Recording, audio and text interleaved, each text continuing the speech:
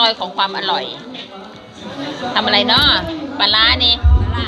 ปลาแดกไปดูของอร่อยนี่อันอย่างเนาะพริกเนาะพริกก็เป็นกระปุกเอง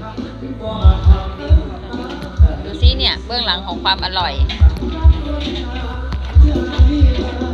อะไรนี่ต้มยำนี่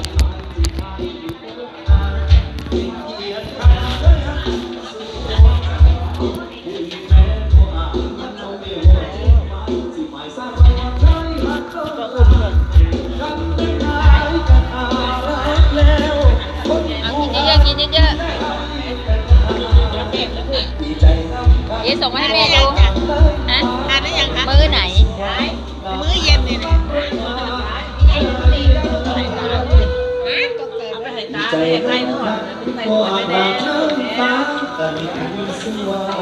โอ้ยมีไก่นำ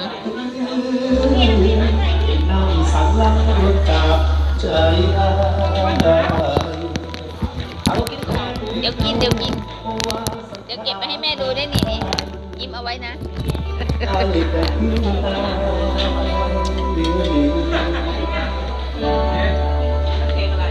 ใจสักนิด